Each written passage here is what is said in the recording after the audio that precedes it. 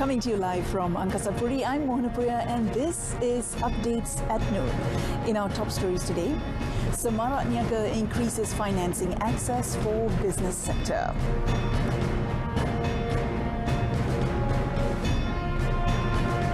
More Russian troops sighted near Ukrainian border.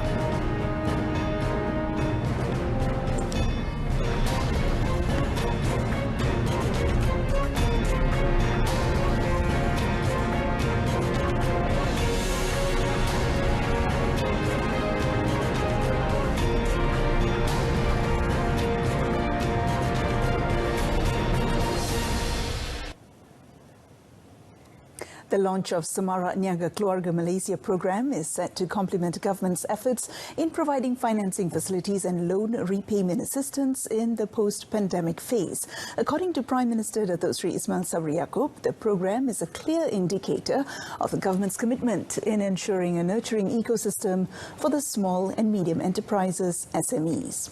Explaining further, Datuk Seri Ismail Sabri said the program, totaling 40 billion ringgit, will multiply financing access to business sector, especially for SMEs and the informal sector.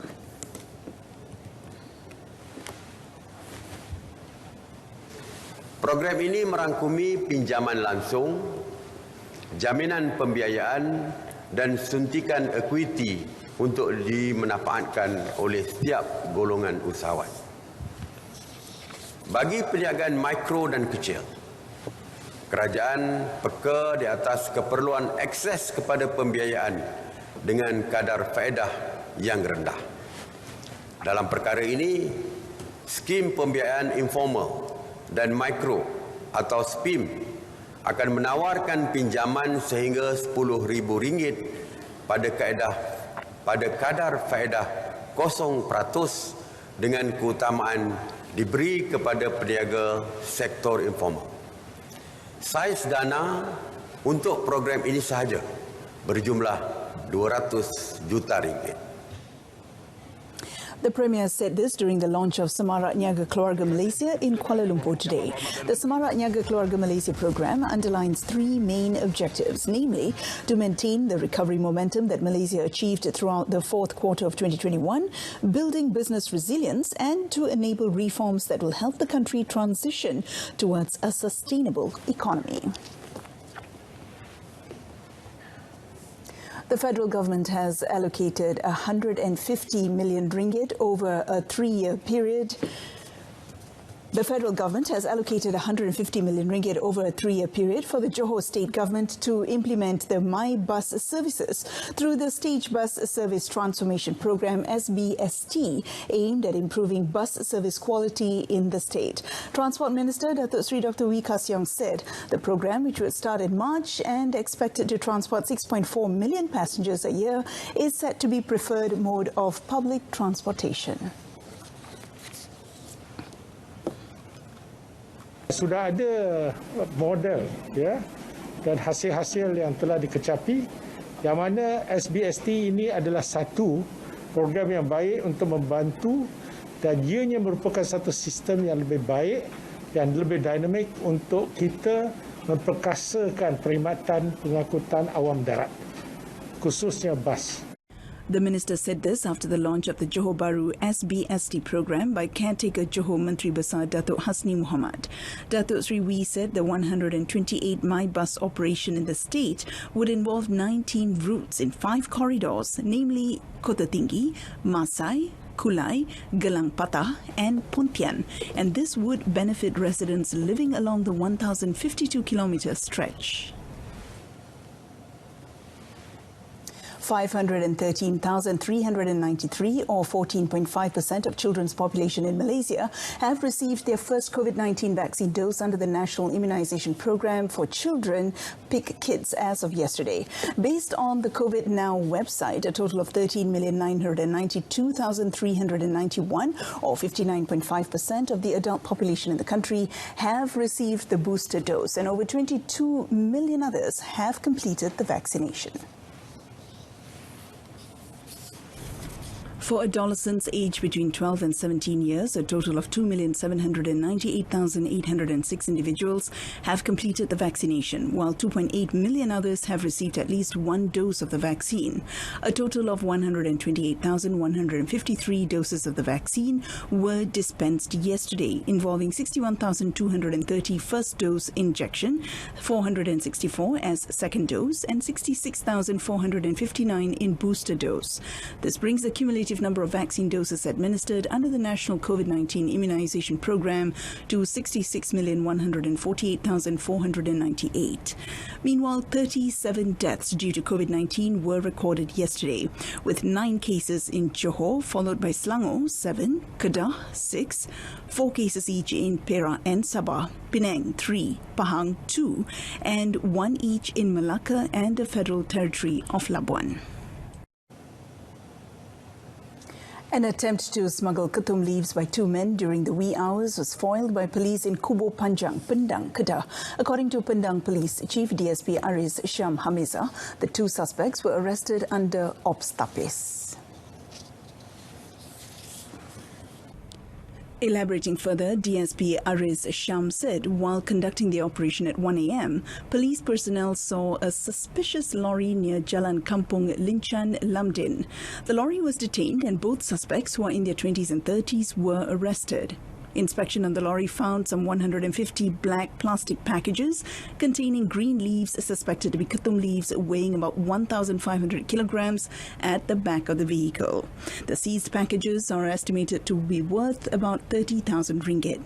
Early investigation revealed that the goods were being transported from Pendang to Kuala Kedah. The case is being investigated under Section 30, Subsection 3 of the Poisons Act 1952. About 30 houses involving more than 130 residents in Gemas were damaged due to heavy rains and storms in the district yesterday afternoon. Gemas Fire and Rescue Chief Muhammad Farid Abu Bakar said the incident, which lasted for almost half an hour from 5:30 p.m., affected settlements in Felda July 1 to Felda July 4. He said storms and strong winds caused the roofs of residents' houses to be blown away and some vehicles were hit by trees. He added that no injuries have been reported so far, but one family of 4 were placed at Felda July 1 quarters due to their badly damaged house. He also said that some victims are temporarily staying at their relatives' house and some did not move because the damage was not severe and they were worried about the spread of COVID-19 if they moved. The total loss due to the incident is still being assessed. Earlier, the Malaysian Meteorological Department, through its Twitter account, issued a warning of heavy rain and thunderstorms that are expected to occur in several states, including Negeri Sembilan, Kedah, Perak and Kelantan. The 5-day Sustainable Agriculture Week at Expo 2020 Dubai that begins today is the best platform for Malaysian agro-based companies to further expand their market internationally. Malaysian Bioeconomy Development Corporation Chairman Dato' Iskandar Zulkarnain Abdul Khalid said participants will be able to showcase their respective products through the week and gain opportunities to cooperate with companies in the West Asia, particularly the United Arab Emirates. Iskandar Zulkarnain said Bioeconomy Corporation, the main economic development agency for the biotechnology and bio-based industries, will always help farmers in Malaysia by conducting research and development with other relevant government departments and agencies. Meanwhile, Jutawan Agriculture Products Sdn Bhd Director Si Hua Hing said his company, which cultivates pineapples and other fruit-based products, wanted to participate in the Expo 2020 Dubai to expand its market in the West Asia, especially in Dubai. Si, who began his business in 1997, said his company currently exported about 22 tons of pineapples to the Middle East, with MD2 and N36 varieties having high demand because of their sourish taste.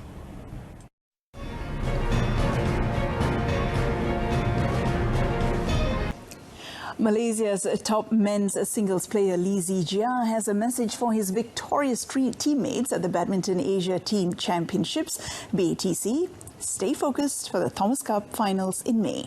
He said they should not get carried away by their maiden BATC title because most teams sent their second stringers, while Malaysia paraded their best in the tournament at the Setia City Convention Centre. The world number 7 Zijia, who beat Chico Ora Dwi Wardoyo 14-21, 21-12, 21-10 in the opening match, hoped the team would keep up the momentum to challenge for the Thomas Cup title in Bangkok, Thailand. Meanwhile, Su Wu Yik admitted that he had been prepared for rubber games in the second match, which he and Aaron Chia won to put Malaysia 2 up. Wu Yik Aaron had to slog for a 17-21, 21-13, 21-18 win over Leo Rolly Carnando Daniel Martin. Aaron said he was not satisfied with his performance in the tournament and vowed to do better in the future. Young shuttler Ng Zi Yong said he was not under pressure because Malaysia were leading 2-0 when he took the court against world number 90 Iksan Leonardo Emmanuel Rumbe. Badminton Association of Malaysia singles coaching director Wong Chun Han said the men's team gave stable performances throughout the tournament. However, Chung Han admitted that Malaysia did not face a strong opposition as most countries sent their second team. That being said, the win is sweet revenge for Malaysia as they lost 1-3 to Indonesia in the BATC 2020 final in Manila, the Philippines. National Under-23 squad head coach Brad Maloney is hoping his side can improve their finishing when they face Laos again in their final Group B match of the 2022 AFF Under-23 Championship today. In the do-or-die match, Maloney urged his boys to take advantage of every opportunity presented to them. Maloney, who defended his team's tactical approach after the shocking defeat to Laos earlier, said being clinical in front of goal was crucial to ensure a positive result and for the team to progress in the tournament. For us, it's a matter of converting that dominance of possession, if you like, into scoring goals and the shots on target into scoring goals. So we really need to get have more conviction in front of goal to try and get a result, if you like. And, I'm sure that our players will be up to the task.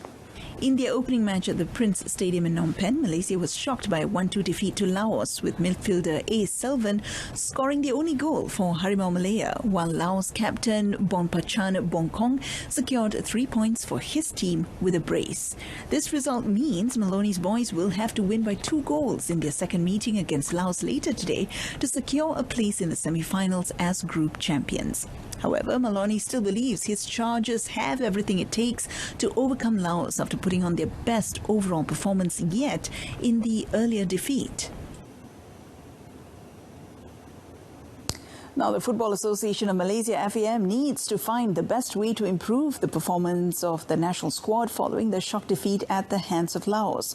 Youth and Sports Minister Datuk Seri Ahmad Faizal Azumu said the 1-2 defeat to the team considered as minnows should be taken seriously and a post-mortem should be done by the relevant parties. Daripada permulaan bagaimana untuk develop bakat-bakat baru sehingga kita berjaya menubuhkan pasukan dan bagaimana nak mempertingkatkan kualiti pemain dan semangat kerja pasukan dan sebagainya untuk memastikan kita tidak tewas kepada pasukan-pasukan yang sebelum ini adalah pasukan belasahan bagi kita, tetapi kini kita nampak ke belakang. The minister was met by reporters at the final match of the 2022 Peja Trophy Football Championship at the Chenderiang State Constituency level, played at the Batang Padang Sports Complex. And on that note, we end today's updates at noon. A reminder of our top story today: Semara Niaga increases financing access for the business sector. Tune in to News at 10, coming up at 10 p.m. on Saluran Berita RTM. Till then, I'm Mohana Priya. Thank you for your company.